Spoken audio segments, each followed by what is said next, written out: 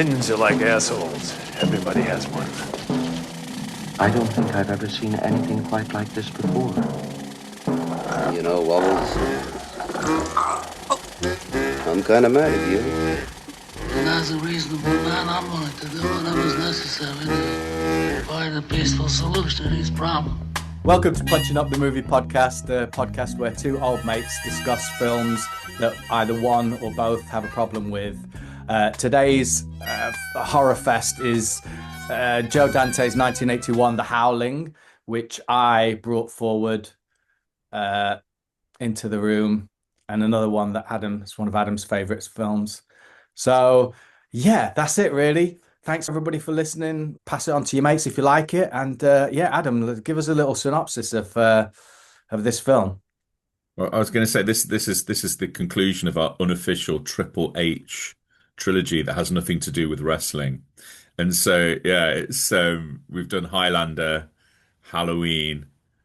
We had a kind of uncharacteristic interruption with an episode on the Odyssey to remain current, and now it's The Howling, and it's the second film on the trot that I really like that you're taking a swing at. So the plot of The Howling, Karen White, an investigative reporter for a LA-based television station, is played by Dee Wallace, is investigating a series of murders committed by someone called Eddie the Mangler.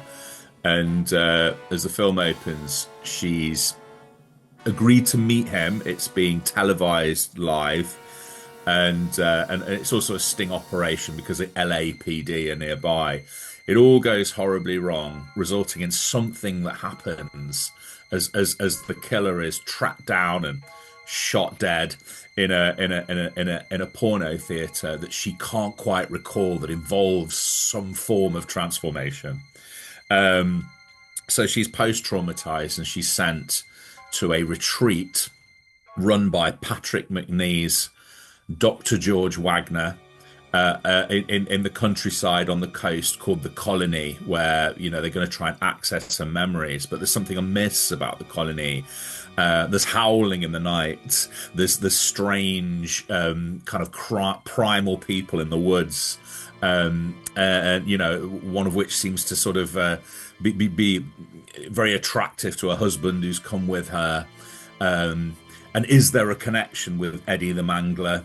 There seems to be, and it's basically a werewolf colony, with sort of divided loyalties amongst werewolves who want to return to their old ways and eat people, and or just be a little bit more progressive and fit in and kill cattle.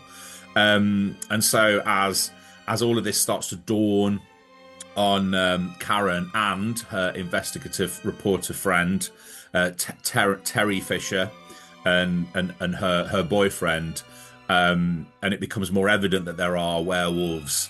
There are ears sprout, fangs appear, and in-camera transformations abound, and and we're all headed to some kind of fiery, quasi-apocalyptic reckoning between humans and werewolves.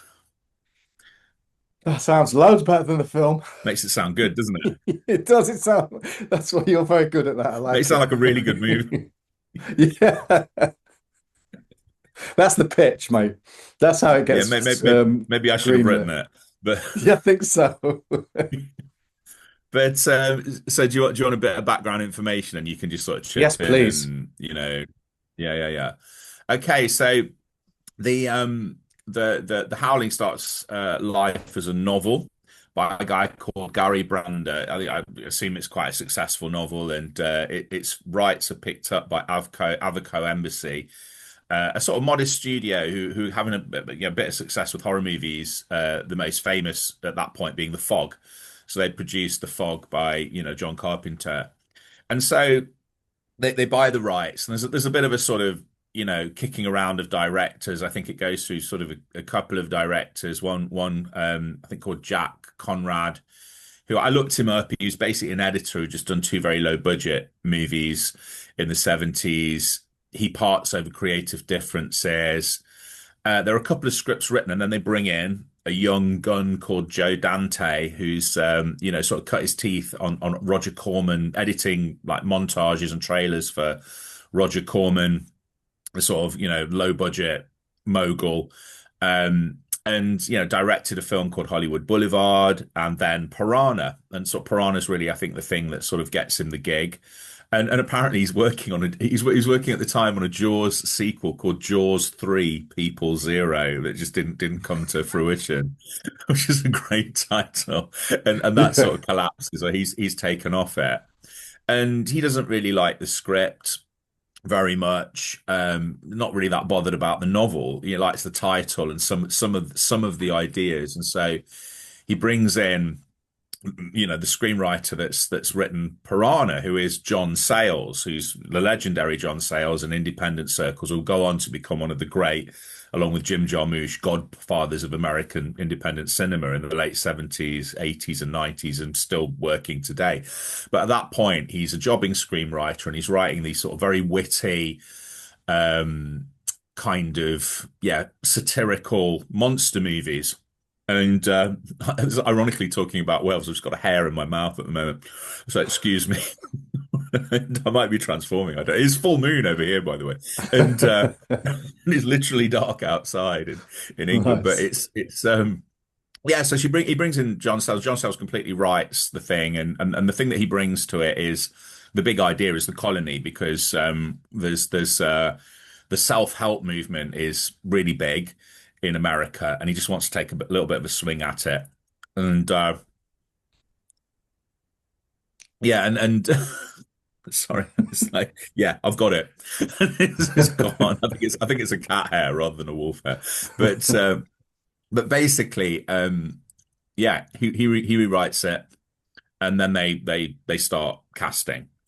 And the key is the person that plays Karen White, and that's Dee Wallace. And Dee Wallace has done a lot of telly, but she's done a couple of movies. She's done The Hills Have Eyes. That's her kind of horror sort of The Stepford Wives she was in. But the real thing she really makes an impression in is 10. The massive comedy with Dudley Moore and Bo Derek, and she has a sort of scene stealing sequence in that, and she gets that, and then they kind of subsequently cast the rest of the movie with people that they've worked with before, like, is it I can never pronounce, I've got it written down, Belinda Balaski, who's a bit of a Joe Dante regular, will go on to be Christopher Stone, who's Dee Wallace's fiance, but they do a stealth audition. She recommends this actor, but then doesn't say that it's a fiance, and so they've got a married couple on set and whatnot.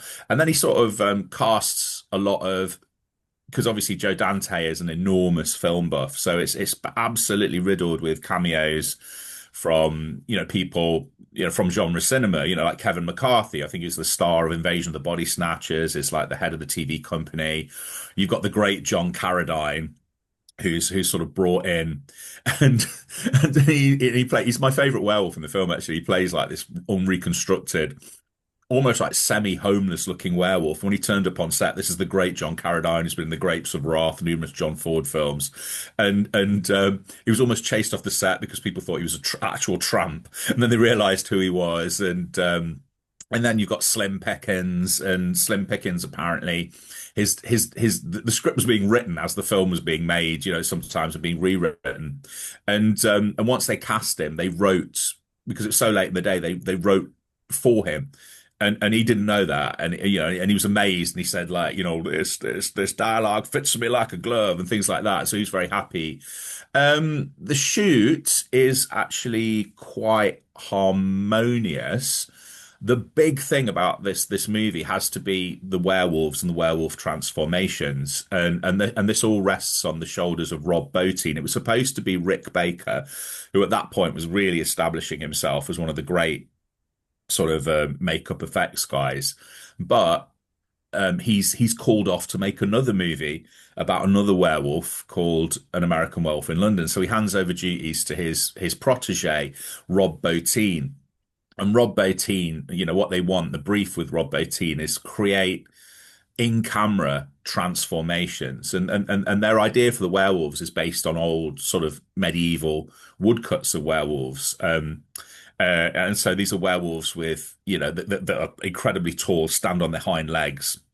And so Rob Bottin is a perfectionist. It's a 28-day shoot, but they lose one day just waiting for Rob Bottin to get the special effects right, and so the idea is that in the past with traditional werewolf movies, which I'm assuming we're going to talk about later, like The Wolfman and sort of Curse of the Werewolf being the two most famous examples, they just dissolve in camera, so they'll film, dissolve, apply some makeup. And with this, it's no that's no. So they use a mixture of things. They use animatronics, and it's like sort of rod puppets, mechanical effects, a lot of condoms that they inflate to get all the kind of like rippling skin effect. And initially it's just like they're just editing around a head puppet and some arm puppets, and you haven't got any kind of full and in order to get the movement, they bring in stop motion animation, kind of low budget stop motion animation genius David W. Allen. And so there's some stop motion bits where these werewolves are in a barn and a werewolf stalking Dee Wallace, and they're sort of howling at the moon at the end. They even have a flying werewolf, which are launched by air mortars. But they said they abandoned those because it looked like they were sort of trails of vapor coming out of their werewolf backsides, and it just looked ridiculous. And so once all of this is assembled, they realized that the stop motion animation doesn't gel with the rest. There's a kind of real jarring discontinuity. So they pay for it, but they abandon it.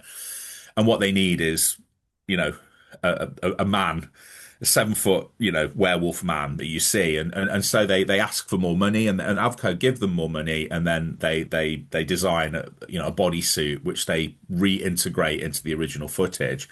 The cast member I forgot to mention is Eddie the Mangler himself. I think for my money, you can disagree with this. I think perhaps the most disturbing werewolf I've seen, the most disturbing actor to play a werewolf, and it's Robert Picardo, who will be beloved to sort of millions and millions of people as playing the holographic Doctor later on in Star Trek Voyager. And if you see him in that and watch him in this, you can't believe it's the same person, because he is so disturbing.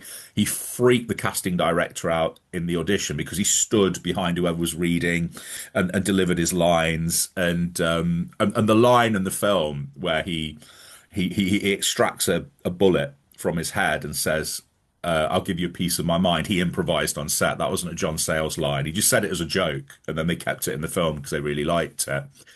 The film is released, and it's a big hit. It's 1.7 million. Let me have a look at 1.7 million, and it grosses $17.9 million, and everyone does well.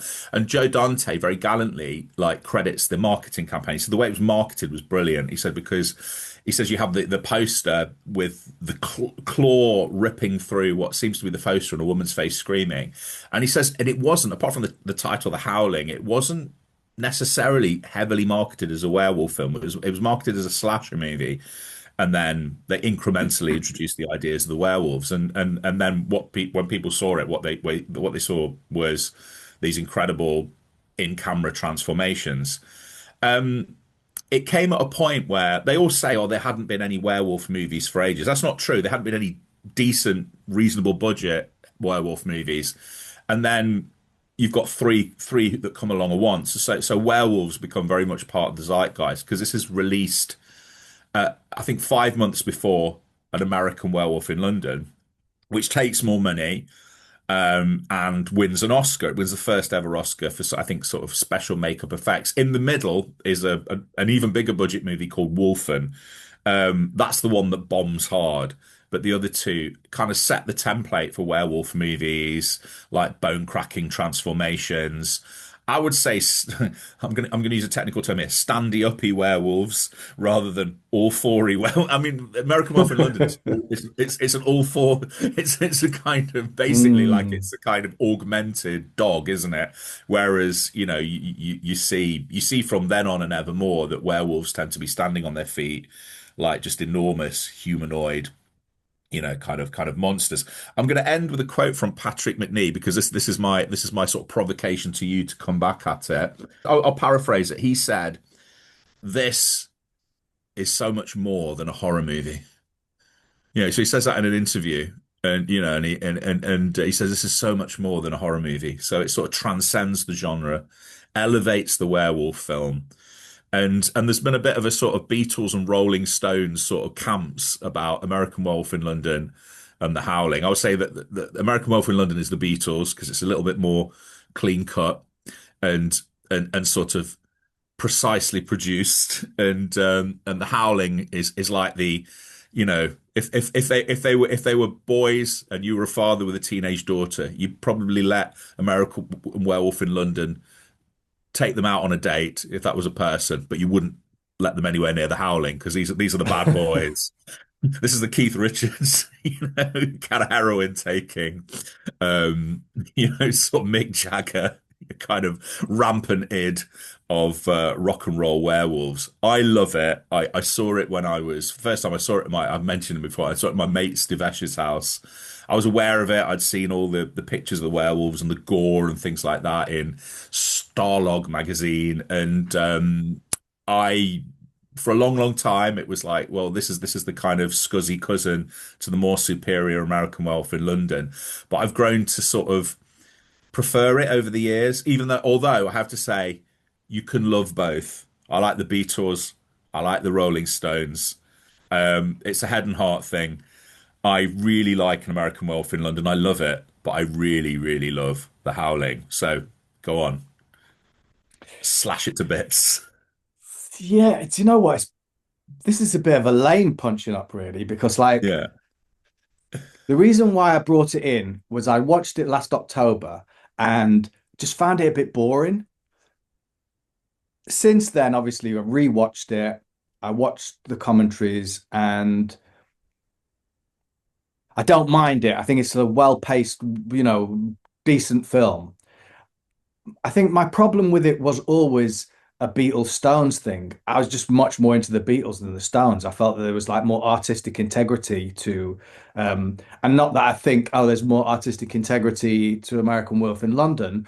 Although I think at a base level, I enjoyed the transformation that Rick Baker did in American Werewolf over the Rob Bottin Howling transformation. And those two are big like set pieces, aren't they? In both films, they do their thing, they announce themselves. I think the problem with the puffing out condoms and everything and the thing that at some point it just looks a little bit too kind of bugging out. Like there's moments where it looks a little bit comedy.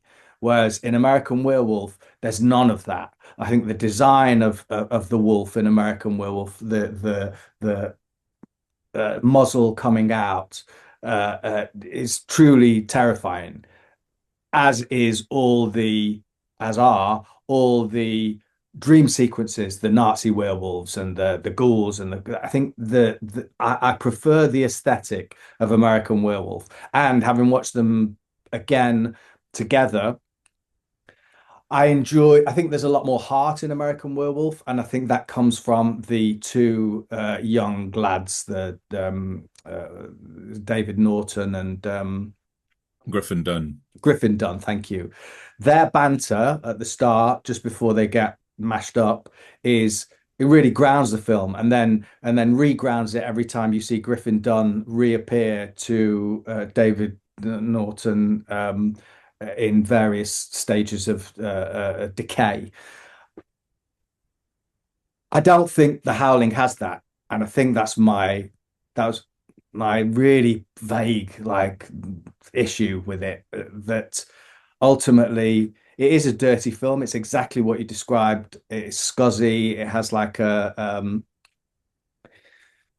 has a dirt under its fingernails that American Werewolf doesn't. But I preferred American Werewolf over The Howling. And as you say, both can exist, both can be great.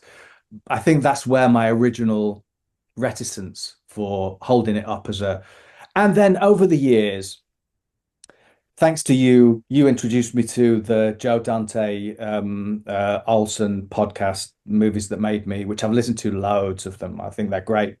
I like listening to Joe Dante. As you said, he's a massive film historian. He's got a computer-like brain when it comes to remembering sort of dates and specificities of films. That's fascinating. That's great. And also, like, I was thinking that if we're the movies that made me, I'm Joe Dante and you're Josh Olson. I was thinking that recently. Joe Dante speaks less, and Josh Olson speaks a load more. That doesn't necessarily mean that I'm coming with the same kind of information that he does. Anyway, so I went back recently and watched Piranha. I went back and watched this. That was last October, and was just a little bit. These films that I watched in the 1980s that I absolutely loved, and for whatever reason, over the years they've kind of diminished. My Not all of them, but on a revisit. So yeah, that's my really vague problem with The Howling. I don't really have a problem with The Howling, to be honest with you. And rewatching it again, I did appreciate it more. There's some nice set pieces in it. The David Allen stuff that you see on The Dissolve, that tiny little bit at the end, I was wondering if they had really gone for it and inserted those werewolf stop motion along with the human elements, would it have elevated the film to a kind of Evil Dead like? Not that it needs elevating. Howling's up there. People love it. But would it have elevated it in its kind of impact? Because there's something about those plasticine stop motion stuff that happens in The Evil Dead that is so obviously comedic, but also sort of disturbing. And the disconnect or the difference between the stop motion and the real zombies in Evil Dead, it works. And I think it might have worked in this. He could have sort of stylized it. And I know Joe Dante said that as you said, they don't fit together. He was really didn't like the movement of the stop motion, that he thought it was so very different to the movement of the actual people, creatures, wolves. So yeah, over to you, mate. What do you reckon to any of that? Well, I pretty much agree with all of it. Again, it's like this is going to be such a rubbish, such a neutered. But we're gonna get onto other werewolf films. One of which Yeah, I know yeah, you've yeah. And seen. all So things yeah, werewolf, that the really. punching up that little bit. You're definitely gonna pile down on one of my favorite werewolf films because you've For touched your hat on it. sure. But and I'm going to sort of stand and take my licks for that because I don't think I can really defend it. I really like it, but it's like, no, I agree with you. I mean, I'll just to address the stop motion thing. I think it was the right decision because I think in Evil Dead, it's a chaotic, shape-shifting world, isn't it? It's like it's a different supernatural threat. It's like the Evil Dead can take many forms, and they've already established the aesthetic with these crazy, like sort of speeded up, like roving cameras and whereas I think this is the real world plus werewolves, isn't it? So I don't think it would have worked much as I absolutely adore stop motion animation. I love it. And I love David Allen's work. I think he's kind of got a sort of really depraved quality to a lot of his stuff. Not so much in that because he's sort of working on an existing template of a werewolf. But if you look at his Full Moon stuff, it's depraved. His like puppet master animations are just like really disturbing, and I like him as, I mean, he's dead unfortunately, but I like him as a man, and things like that. The little footage I've seen, I kind of agree with you. I think objectively, I agree with everything that you said about American Werewolf in London. I think the transformation is better. I think I think also because the nature of the transformations are different because there's no pain involved in the werewolves transforming, and all of the werewolves are evil. They want to be this to a greater or lesser degree. That's what they are, and there's a joy in it. There's a real kind of relish, which I like. I love Robert Picardo in this, by the way. I think he's phenomenal, Same. and Yeah. yeah, and I think he's one of the great I think he's probably like the great unrepentant werewolf villain. There's no torment in him. He loves what he is. He just wants to show people and then rip their faces off and things like that. And I think his transformation, it's that great combination, which you get in American Werewolf in London, but it's different. You get that great combination of sort of acting fused with special effects. And whereas in what sells a transformation is David Norton's pain. The fact that he doesn't, he's in denial about what's going to happen to him, and when it happens, he's in such pain. And that was an innovation, wasn't it? That was a Rick Baker thing. This would hurt, or a John Landis thing. It's like, this would hurt if this has happened to you. Your bones are just like realigning themselves, and that's going to hurt you. And I absolutely agree. It's got a lot more heart. I would add Jenny Agutter to that. You say I think the love story is I've wanted to say this on record for a while. My relationship with American Werewolf in London has changed. I think my relationship has stayed the same with the Howling, because it's always been the same movie. But it's changed as I've got older with American Werewolf in London. And that when I first watched it, it was like special effects, gore, comedy. And then when I remember watching it again and thinking, oh, this is scarier than I remember. It's a lot more violent than I remember it being. And then the last two times I've watched it, the comedy hasn't really clicked as well for me in this. And I think a lot of the comedy kind of falls flat, with one brilliant exception in The Howling. I don't think they work as well on repeated viewings as comedies, because some of it seems a little bit too ad hoc to sort of John Cleese comedy, especially, but what really works is the fact that it's a tragic love story. And the more I watch it, the more moved I am, obviously by their relationship, the two friends, but by Jenny Agutter and his relationship. And I think she really sells the end of the film. It's like her acting, and you forget how tragic the ending is, because it ends on a sort of almost like a joke song. Cuts in, isn't it? It's like Blue Moon cuts in, like a quicker version of it. I don't know who does that version. But the thing that you've just watched is heartbreaking, and it's her acting that sells it. In amidst all the incredibly well choreographed carnage, with John Landis at the absolute peak of his powers. So I think objectively, it's a better film. I like the mess of The Howling. I like the fact there's so much stuff going on. That it goes from this like kind of almost like Vice Squad-esque kind of horror movie at the beginning, to this slightly more gothic. I like the colony of werewolves. I love the fact that there's so much going on. They're just throwing so much at the screen, and most of it sticks. The guy I forgot to mention, I think one of my favorite scenes in it is what's his name? Dick. Well, The Dante, you know what I mean? he's in everything. Dante's man. This is Dick Miller. That's it, Dick Miller. That's it. Yeah. As the occult shop, the real no nonsense, almost like New York. Yeah. Occult shop who they buy silver bullets from, and it's so like counterintuitive, just having this guy who looks like he's wandered in from The Sopranos, sitting down. Just no nonsense, just running this occult bookshop, doesn't believe half of it, kind of believes, and then just sells them some silver bullets that someone's like made and haven't picked up.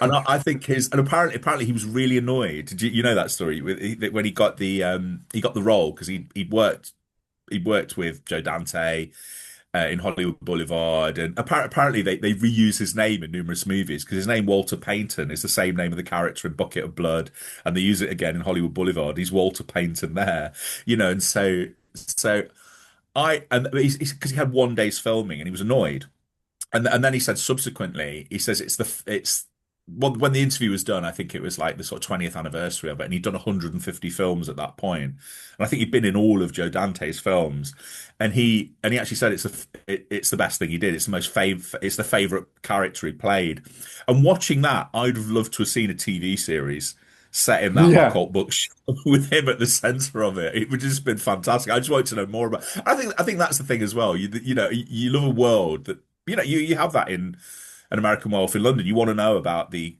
Yorkshire community that have kind of hidden this werewolf, and what their relationship was with the guy who is the werewolf. There's all that.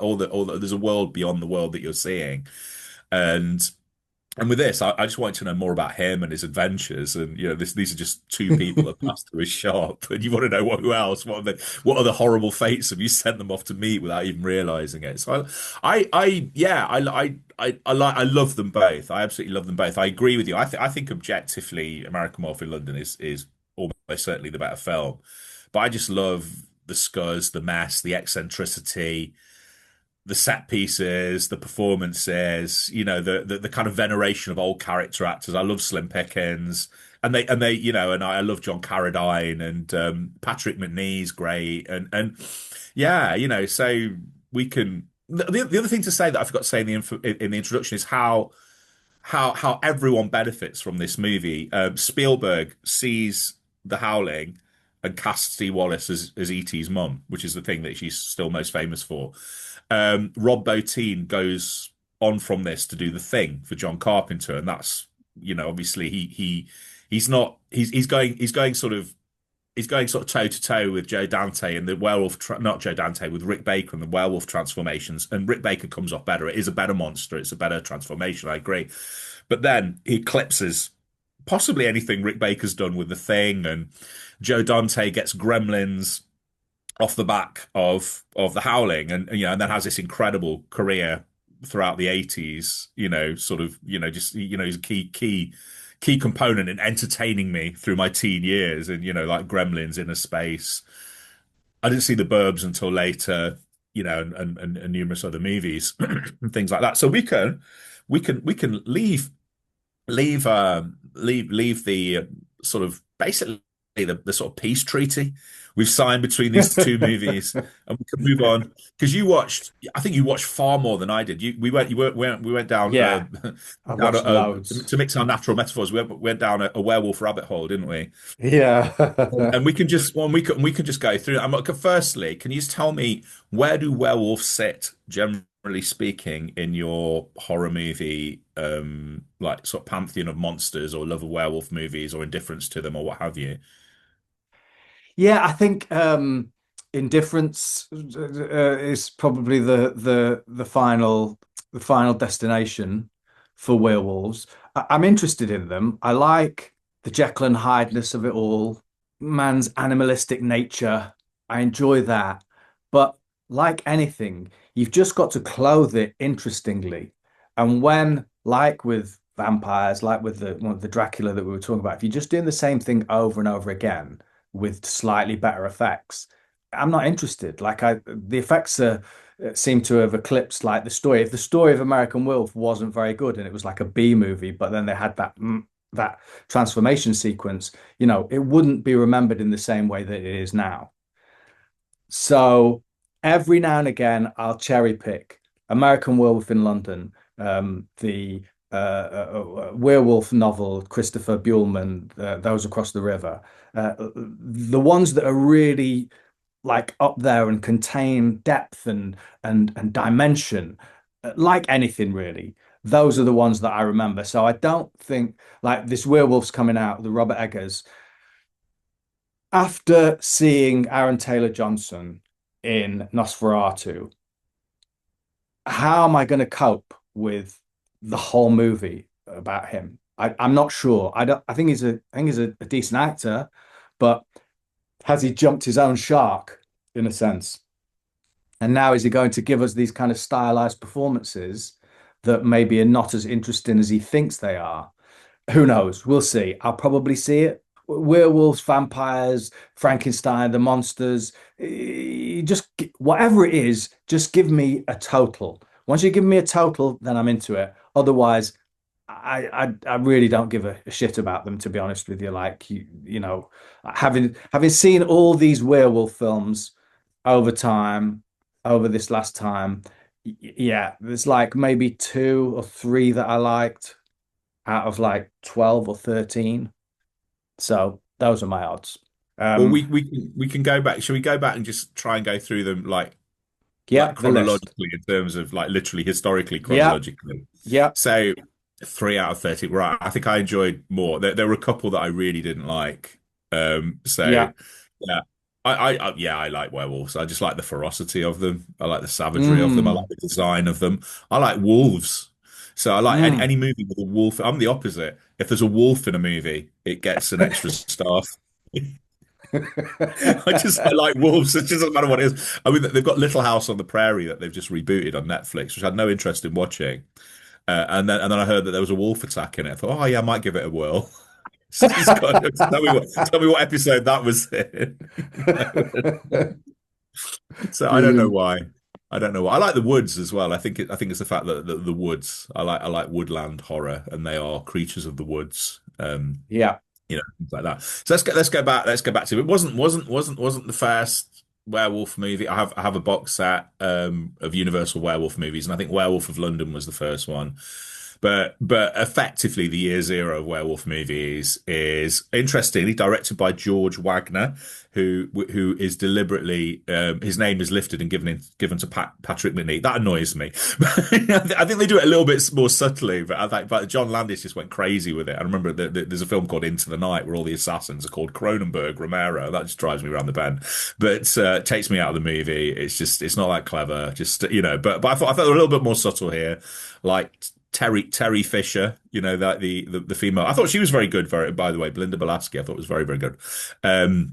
And she's Terence Fisher, the director of Curse of the Werewolf. But let's start with like the Lon Chaney Jr.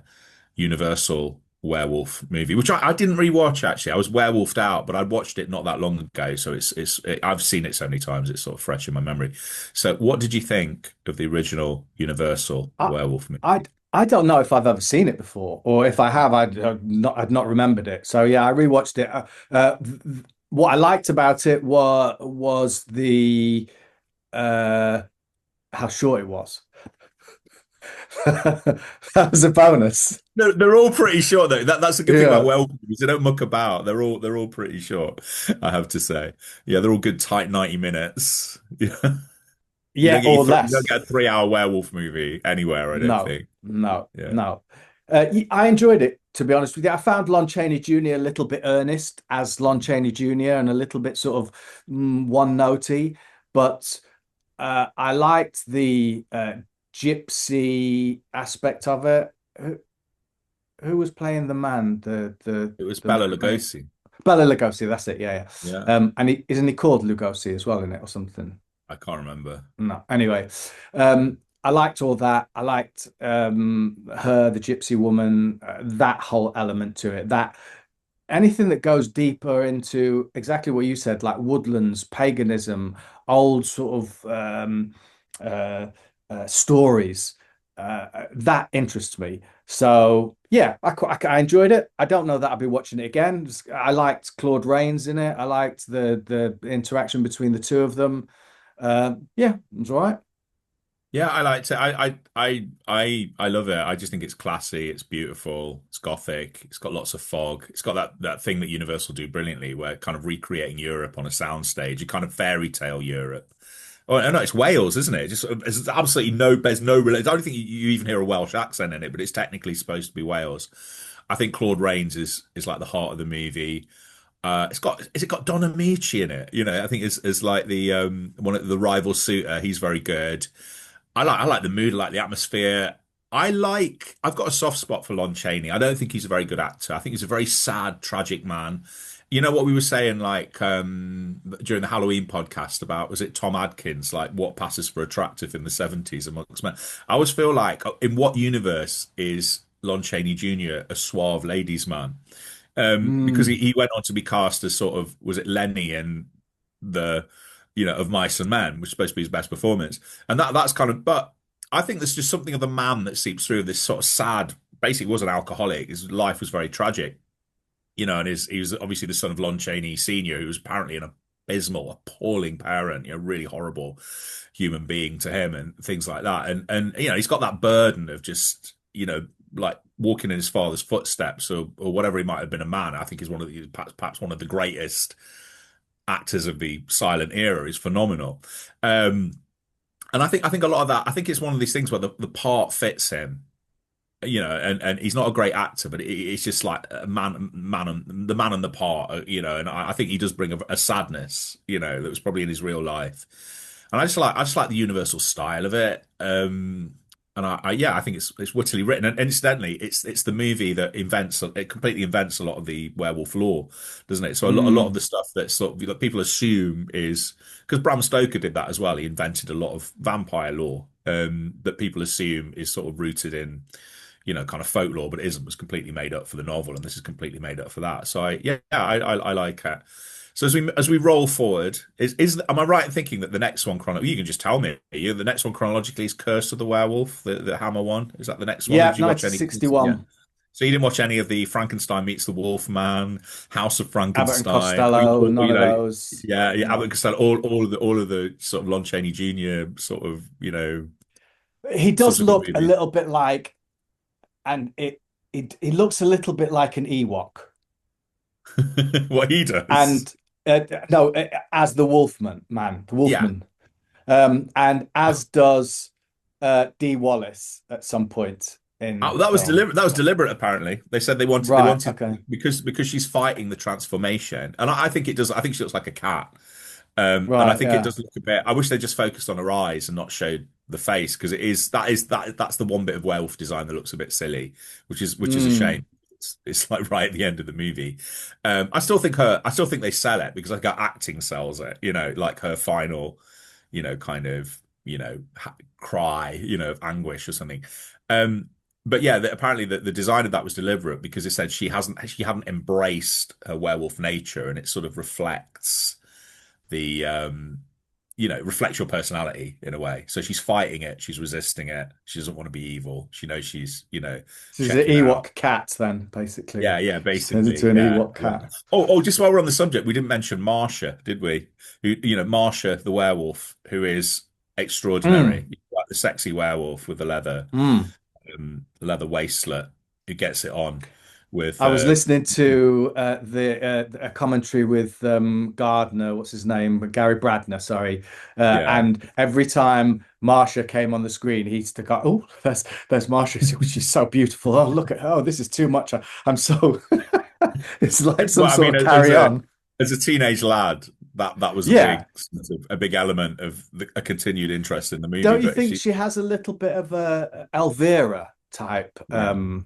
That nobody mentioned that at all in any of the No. commentaries that I heard And, or and any of she the. also and she also just to get my mandatory mention of this movie, and she reminds me a lot of the sexy witch in Conan the Barbarian.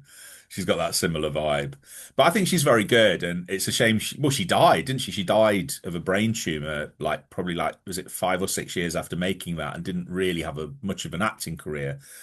So I don't know much about her, and she wasn't mentioned at all, other than they just cast her in the Unleash the Beast documentary, which is where I got all my research from. Thank you for that documentary. And yeah, but I just think she was worth a nod because that's another thing that we talk about. Werewolves in their human form are sexy, aren't they? In a different way that vampires are. They are sort of very sexy and virile and kind of animalistic and things Yeah, mostly, yeah. except for Oh, except for Lon I Chaney do. Jr. Yeah, yeah. So Oliver we said Reed, Curse of the you. Werewolf, 1961. I think that was one of my favorite films. It was so, it felt like it was loads better than it should have been.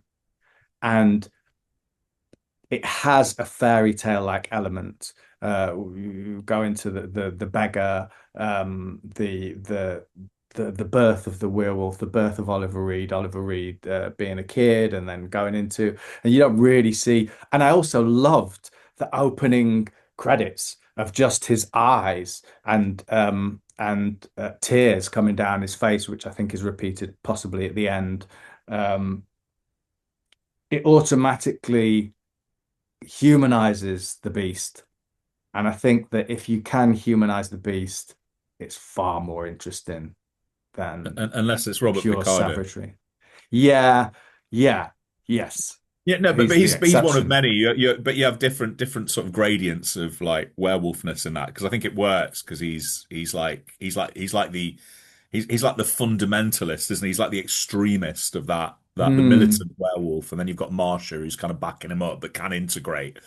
And then Patrick McNee, who just wants everyone to get along, doesn't he, and not eat each other. Yeah. Yeah. I didn't understand, sorry, going back to it, like why Patrick McNee he wasn't a werewolf, was he? Yeah, he was a Or was he? werewolf. He was. Yeah. Did he Yeah. turn into a werewolf at all? I think towards the end he does. Yeah. Okay. Yeah. Because I think I was confused whether or not he No, was no, no. just He looking is a after these he is a werewolves yeah. or okay, He is a fair enough. werewolf. Yeah, Yeah. he's kind of like the alpha, but he's kind of losing his grip on the pack, basically. Because Mm. he wants to integrate, and he's like he wants them to eat cattle and not people. And then you've got this rebellion, haven't you? He's Jerry I think. Adams, basically. Yeah. Yes. And, That's my joke. That's my one joke. and Eddie is Osama bin Laden, isn't he? He's like Yeah. just doesn't care. He just wants to kill Americans. Yeah. Well, just Yeah. because they're there, kill anybody, And all right, Curse of the Werewolf. This is getting interesting now because I didn't like Curse of the Werewolf. I love Hammer. I love Terence Fisher. I think he's brilliant. He's made some of my favorite Hammer movies. But I just thought it was boring. I just thought it just took too long to get to the point. I tell you what I loved. I loved the prologue with was it Richard Wordsworth, the beggar. I thought that bit Yeah, it was was brilliant. great. Yeah, Mm. that bit was Fairy phenomenal. tale like, right? Yeah. Yeah, it was. Well, yeah, it was like a grim fairy tale, but with like sexual assault in it. That was the thing that Yeah. surprised me is how sort of sexually violent that movie was. Because I remember that movie showing. They must have like chopped it down. I remember it showing like in the afternoon on television, and it's quite it's quite. I think it's one of the darkest Hammer movies I've ever seen in terms of sort of sexual violence or implied sexual, no, not even implied in some points, but it's like, I thought that bit was great. And then I thought I think once I was really looking forward to Oliver Reed and I thought he was great. I really liked him. He just Mm. has his styles and there's an intensity to him. If you can be like incredibly macho and slightly camp at the same time, he kind of, he does that.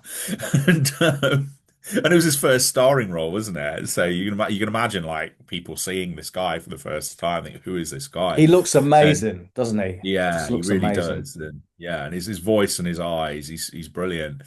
But I don't know. I felt what I praised about the Howling. I didn't like about this. I felt it was just like almost like three little short movies like mashed together, and they were just like and I think it's about 45 minutes before you actually see the werewolf. And I Yeah. was going, just get on with it. I want to see Oliver Reed. When we're going to get to that bit, and there was just so much sort of faffing about. I didn't even really like the color. I would say the color is always really beautiful in Hammer movies, and it just felt a bit like washed out to me. So I wasn't really on board with that one. I thought I was going to really enjoy it because I'm like a Hammer fan. But yeah. So what's next? Are we any more in the What's 60s? next? Is I it The don't. Beast Must Die next? I'm The thinking Beast Must chronologically. Die. 74. Yeah. Have you got Yeah, any before that? I haven't got anything before 74 that I Yeah. watched. The Beast Yeah. Must Die. I remember that film being really scary when I was young. And but I don't remember anything about it. I just remember the title. I think I remember the poster. Um, and I haven't seen it since I was probably about 8. And I it's own a really, copy of The Beast Must Die. yeah, it's not a great film, really. It's not a great film. But it's really entertaining. It definitely has its moments of entertainment, I We should think. maybe say, for those who don't know, it's a werewolf whodunit, isn't it? That's another thing Yeah. that we haven't talked about. Like werewolves can be good whodunits, for obvious reasons. But this is like it's almost like it's like a mix between an Agatha Christie story because there's all these people assembled in this house and a black exploitation movie because you have this leather clad. Is it Calvin Lockhart? I think he's really good in it Mm. actually. Yeah, Calvin Lockhart deserves to be in a better movie. In his own brain, he's in a better movie, which I think a lot of black exploitation actors are. And he looks great. He's dressed all in leather. He just looked like he's walked off the set of Shaft, and he's like a big game hunter who's brought in to basically root out from this Professor Plum, in the study sort of cast of characters, to find out. But the thing that people remember this movie for is that it's got the werewolf break in it, hasn't it? It's got a bit where if you're sitting in the cinema, they actually stop and an announcer addresses the audience and they go through each person and goes, "Who do you think the werewolf is?" And do they count down? Then they reveal it. I can't even remember Yeah, who the they do werewolf that. is. Don't give it away. But I think No. it's ridiculous, but it's really entertaining. Calvin Lockhart's really good. You have some great horror character actors, possibly giving their worst performances. I think Peter Cushing, is he quite hammy? Is he a bit Germanic Yeah, in it? You get yeah, but Charles Gray, who I love, who's awful in it, but yeah, it's just good fun. It's like this feels like punching down the beast must die. I think I saw it as part of the was it like the fabled now legendary BBC Two horror double bills they used to have on Saturday nights. I think that's where I first saw it. So anything I probably saw there, I'm really affectionate about. that's probably where I saw it as well, to be honest with Yeah. you. I don't think I was ever Yeah, scared by it though. Oh yeah, and the werewolf no, is rubbish. It's just a yeah, dog running through the field. yeah, Yeah, yeah, it's just like, yeah, this rubbish werewolf. yeah. The What's next next? one is Wolfen, I suppose. So the Yeah. 1981 Howling, American Wolf in London, Wolfen. You watched it for the first time, yeah? Well, I had seen it. I'd seen it before, actually. I think no, I'd seen it for ages. I wondered if I'd watched it all the way through. I think I must have done because there was a scene at the beginning that I thought was at the end, so I thought I must have watched it. Yeah, scene where a guy gets his hand bitten off, which is quite well done, actually. You got this flying hand with a gun in it. Go on, talk to me about Wolfen. I remember really liking Wolfen as a kid or a teenager. I don't remember much about it except that it wasn't really werewolves; it was wolves. Um, and but I Wolves in the haven't seen it Bronx. for a long time. Yeah, but I have not seen it for a long, long time. I rewatched it this time. It's like a police procedural, really, isn't it? Um, it's it's a film. Albert Finney plays a cop who is investigating these series of deaths. And it just could have been better. It wasn't bad. It almost feels like if you just trim like 10, 15 minutes out of it, the pacing would have been better. And it would have, I think I would have enjoyed it more. But it's not a bad film. There's aspects of it that I love. I loved all the wolf visual how would you describe that? What Wolfer you see Vision. through the wolf. Yeah, wolfer vision. That's it. I loved all the wolfer vision stuff. I liked the idea of the wolves. It was obviously a commentary on gentrification, wasn't it? Getting rid of the old buildings, and what do we lose by getting rid of? Well, we lose basically wolves that kill you. So Yeah, and these it's and an these advert buildings that are for ruins that are like gentrification. hotbeds of crime. It didn't make sense. The social Yeah, thesis made absolutely no yeah, sense yeah. That's true. because I hated Wolfen. I couldn't stand Yeah, it. It yeah. just was it an hour and 40 minutes or an hour and 50, and it just felt like 3 hours to me. The Wolfer vision, of which there is much, made me feel physically nauseous, and there was just something really ugly about the way it was filmed that just made me feel a little bit sick. I thought, like, I'm not sure, like, at what point Albert Finney was in his career and his struggle with drink, but he just must have had a massive odd bin spell, to pay off to do it because. I don't know what he was doing in the movie, his character. And also, it's another one of these things where, like, you got another kind of, not that Albert Finney is an ugly man, but he's supposed to be quite disheveled in that. And then sort of women are falling into bed with him and I don't know, it just made me feel a little bit sick. I thought the social thesis didn't make any sense because a lot of it is about if you just destroy this environment, the wolves will come and eat the rich. But it's all right if they eat the homeless. That's okay. So I just thought in a Yeah, weird sort yeah. of way, they hadn't really thought it through. And I thought, hang on, this film's actually quite anti-homeless, and it's like it's all right for these wolves to like chow down on junkies and homeless people because no one misses them and no one cares. And the wolves just seem to be kind of guiltless in it all. They're just there. They're forces. You got a really weird performance from Edward James Olmos because they're really, that's a really funny thing is they're wearing their sort of like new age slash Native American credentials, and then they get a Latino actor to play. I mean, and they're surrounding him with like Native American character actors. They must have hated it sitting there watching. And he's brilliant, Edward James Olmos, but he's playing like the chief shaman who kind of, and it's never really clear like the extent to which he is involved or whether he's just some nutter who kind of knows what's going on, or and you have this really weird scene where he's running around with his meat and two veg hanging around, sort of just harassing Albert Finney on a beach. Just seems to walk everywhere in like really dangerous spots of New York and like just never gets in any danger. I didn't really like any of it. I just, apart from the odd decapitation, which I thought was very good. They have a bit where a guy's head's bitten off and you just see his eyes moving. That's it. The one thing that fascinated me was the music was by, you see, the music was by, it was James Horner, who goes on to score Aliens a few years later, and it's almost the same score. So I think in his mind, he was like, this film bombed. No one saw it. I've delivered a score that is far better than the film. As no one saw it, I'll just rehash it for Aliens. Yeah, let me tweak it. This film deserves that score for that awful movie. I just didn't like it at all. I just really. Tom Noonan. I used to have the book. Interesting things about that is it was directed by Michael Wadley, who directed Woodstock. Never made another film. Those were his two movies. By Whitley Strieber, who became infamous for writing Communion, based on his own claim that he was sort of kidnapped and probed by, he never calls them aliens, by beings, but by aliens, basically, and then became a sort of like the David Icke of the science fiction world for a while, didn't he? He was like ridiculed. So, I think everything around the making of the film is more interesting than the film itself.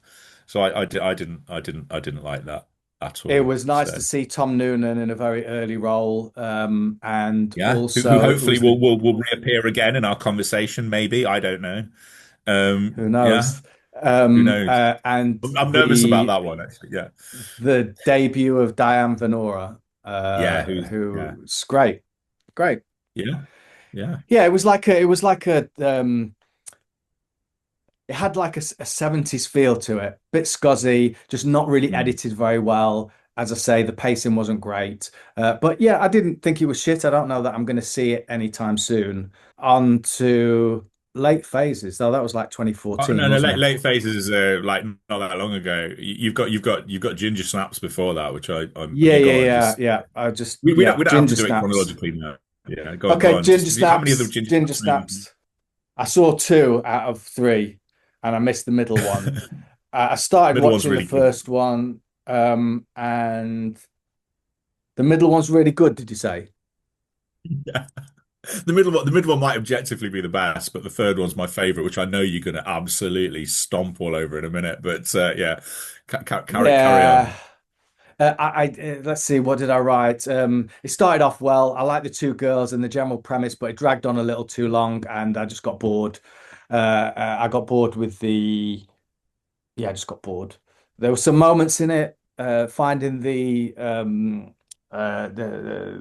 solution, the antidote to werewolfness was kind of interesting, but yeah, I didn't really like it. And the Ginger Snaps 3, the Western one, I just kept thinking about how well Hellboy, the Crooked Man, was made for probably a similar relative budget, and how this wasn't that. I just got a bit bored. Wasn't really into it. Can you say what you called it in your text to me? Because that was the only one you kind of remember. That where it was about a certain sort of online shopping. Yeah, Creatures by Temu. So yeah, I didn't know what Temu was. Yeah, I used that as a lot as a sort of punchline for just something that is a bit shit. I always put pound shop something before it. That would be my equivalent. Which I obviously didn't make that up. Someone else did it, and I liked it.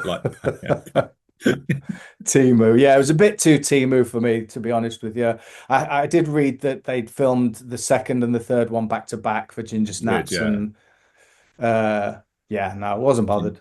Sorry. No, fair enough. I like 2 or 3 of them. I really like the third one because I love westerns. I thought there was a great stockade attack with werewolves, which you didn't like. The one thing that makes Stockade, me Kin and laugh, I think, Waterman. Stockade. I'm not gonna. I'm just gonna. I'm enjoying your. I'm not gonna defend it too much. There's a lot. There's a lot of tomahawks being thrown into werewolves' heads. I like that. I think Lee Perkins looks early 19th century. She has that slightly Austen-esque feel to her anyway, and she's probably a better actor than Catherine Isabel. Catherine Isabel really does look like she's been sort of dropped from Sweet Valley High or Legally Blonde as the bad Yeah. girl into the 18th century. Looks really anachronistic, but at that stage I don't care. I think she's great. I like her. I think she's genuinely a good actress. So I would recommend, say, something like American Mary if you want to see what she can do as an actress. That's very, very good sort of body horror film. And her work in Hannibal, she turns up as Mason Verger's sister in, I think, the second or third season of Hannibal. She's very good in that. Yeah, not gonna defend it. I like it. I want to go back a little bit Yeah. briefly to 1981, Children of the Full Moon, the Hammer House of Yes, Horror yes, yes, yes. episode. That was Hmm. really good. Diana Yeah. Dawes, Christopher Casanova. Yeah, I really enjoyed that. Just kind of creepy. The whole Hammer House of Horror TV show seems to be more my lane than a lot of the Hammer films. Like, I'm not a massive Hammer fan, like I used to love them back then, but every time I've revisited, I haven't been that impressed. But yeah, love Children of the Full Moon. It was creepy, it was atmospheric, and yeah, I enjoyed it.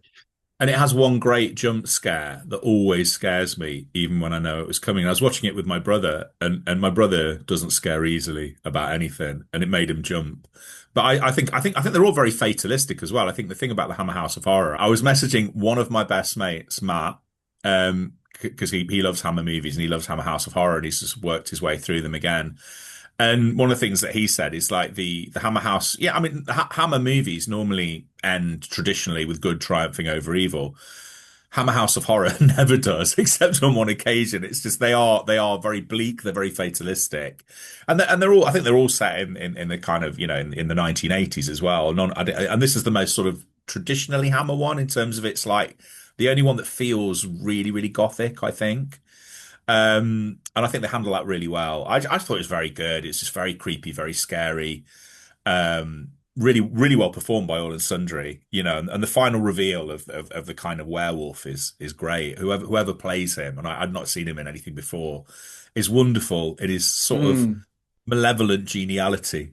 And almost to the point, it was one of these weird things. I talked to my brother afterwards. I says, you know what? I don't know if this says more about me, but I kind of see the way he articulated the werewolf's point of view very well. Because if they're not human, then what's the problem? It's like that's just the way it is, and it's just like I don't really see them as that evil, although they really were, yeah, let's make no mistake, they were evil, but they articulate the opposition point of view probably better than anything I've seen, to the point where I almost was on board with the werewolves rather than the humans and things. There we go. yeah. No, that's totally fair enough. We've got to go back a bit. Silver Bullet. I saw that. Oh, is that the one with like Gary Busey and a kid in a Yes. wheelchair? Yeah, based on the Stephen Yes. King Cycle of the Werewolf Yes. novels. Yeah, I didn't Um, watch that, but I've seen that. Yeah, I hadn't seen it since back then. It was yeah. vaguely entertaining. It wasn't shit. It has got a sense of humor to it. Yeah, that's all. I don't really want to say anything And else but about it's got a really bad looking werewolf as well. Looks like a sort of that. bear, Yeah, Barney the bear, sort of. definitely Yeah, werewolves from yeah, less than Timu. yeah, yeah. I know it's fun. Yeah, carry on. Howling is a South Korean film with Song Kang-ho, which is one of the few films that I've not seen of him, which is about wolves, murders committed by a wolf. That was pretty good, above average. Wasn't really werewolf, but it was wolf adjacent. And then we've got your favorite film, my least favorite film. Oh, Late Phases. You didn't like it? No, I No. really didn't. I really didn't like it. Oh, I mean, really? Oh, yeah. yeah. No, this is it. This is the last episode. for punching up. Go on, just like attack it. I Go just on, thought the talk. acting was terrible. I thought Nick Damichi Really? was Yeah. one-dimensional. It felt very much like TV movie of the week sort of acting. And occasionally an actor turns up and is convincing. Ethan Embry, the late Tom Noonan again. Great, like those. I thought the werewolf looked shit. It looked like a cross between a gremlin and a critter. They And did a bit, but yeah, yeah. I was really not interested in it at all. I was just Yeah. like, what the dialogue? Oh God, it was painful to. It was probably the one that I hated the most out of all the Oh films, the wow, werewolf yeah. films that I've seen. Yeah, Brilliant. and I really wanted to like it when you said, "Oh, this is a really Fair good one." enough. I'd not even Yeah. heard of it. Yeah. So yeah, I sought it out, watched it, and hated it. And Well, you I like just want it to, because I'm not going to convince you. I just want to make a case for the audience, a counter yeah, case. This is another one recommended by my mate. This is like his third shout out in a row, I think, in the H's. Simon, he's got an absolute like, real nose for sniffing out what I think are great straight to video streaming movies.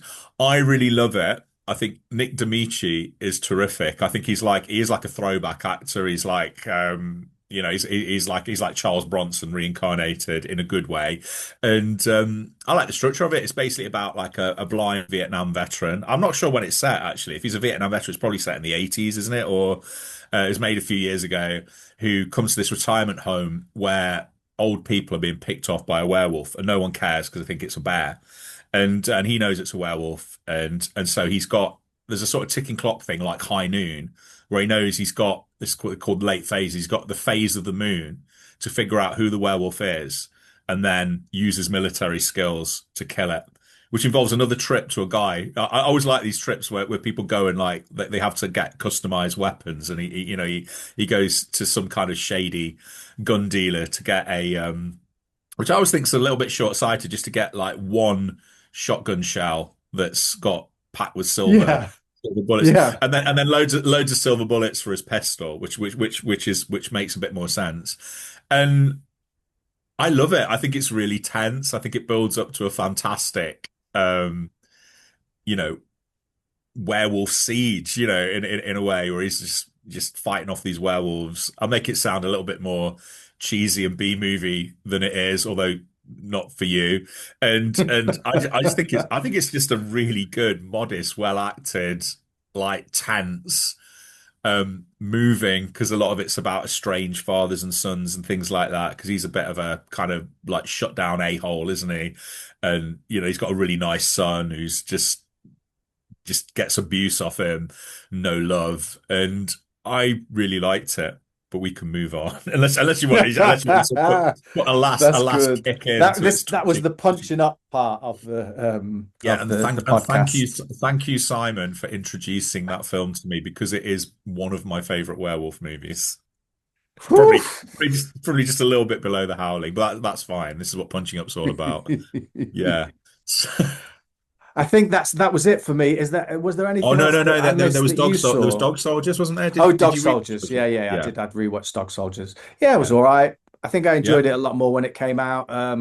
It's not a bad film. It's got some nice little moments in it. I think I just kind of my attention drifted halfway through, like, not really care. Um, it was sort of, yeah, it was all right. Sean Pertwee giving his best sort of Guy Ritchie type performance. Yeah, Dog Soldiers was all right. Did you like it? Yeah, I felt exactly the same way. I remember like not really wanting to go and see it when it came out in the cinema, and then going to see it and being really surprised at how good it was. And obviously it was the my introduction to Neil Marshall, who's had a good run until he didn't.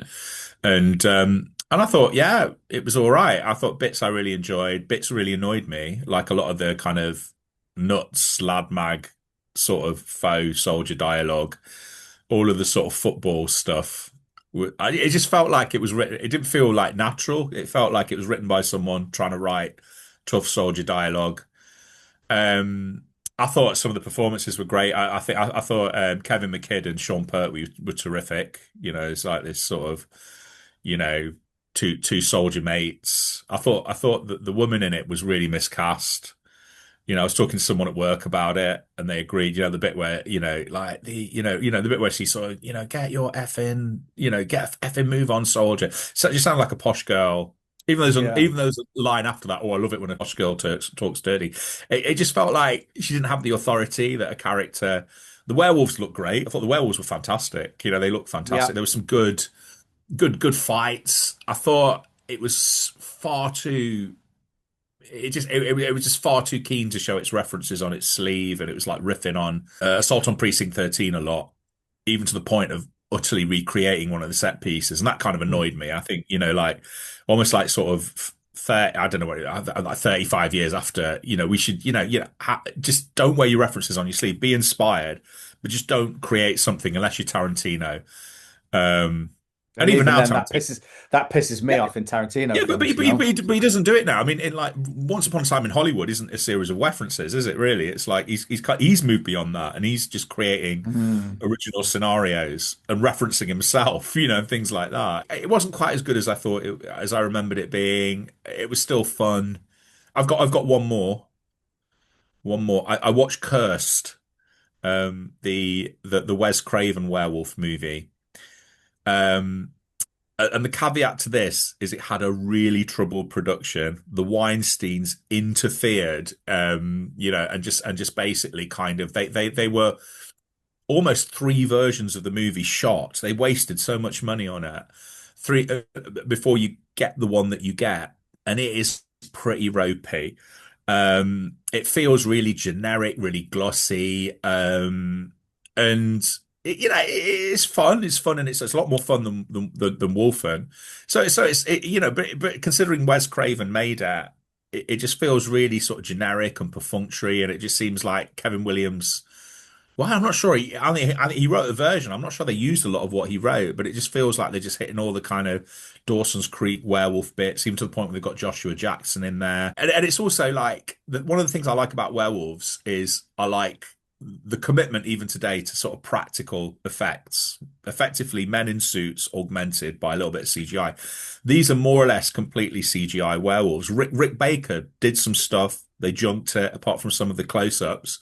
And CGI werewolves look absolutely atrocious. They're awful. And this is the most CGI werewolf movie of them all. And the one big takeaway, and I think she knows exactly what movie she's in, and she walks away with it, is Judy Greer, who is just like the queen scene stealer, whatever she's doing. And it's like I think it's an early Judy Greer performance, and she's phenomenal in it. She's absolutely brilliant. Yeah, yeah. We love Judy Greer. Yeah, we love Judy Greer. Yeah, and that's it really. I'm werewolfed out. Yeah, I'm werewolfed out, mate. I'm not really. No. I mean, we've got the Eggers thing. So apparently, ancient Greece, 1200 to 500 BCE, one of the oldest werewolf stories comes from there. Lycaon was said to have served human flesh to Zeus to test whether the god was truly omniscient. As punishment, Zeus transformed Lycaon into a wolf. And the myth is where the word lycanthropy, werewolfism, comes from the Greek lykos, meaning wolf, lycaon. So that was quite interesting. Oh, but fuck werewolves, mate. Fuck werewolves. That's what I'm saying. I was about to say that's a classy note to end on. I could always cut that last bit out. But I actually prefer I prefer your full stop there. So if you can just say that again. Yes. Fuck werewolves. Yeah. Vive le werewolf. And I'm really looking forward, and I'm giving Aaron Taylor Johnson the massive benefit of the doubt, because I'm really looking forward to werewolf. I don't know how you pronounce it. It's werewolf. Yeah. So yeah. That was good. I enjoyed that. Yeah. Well, until the next time, let's just sign off, and we don't know what the next one is. We never do, usually. So yeah, thank you for listening. Until the next time, peace. Peace. The mission has been completed. Groovy.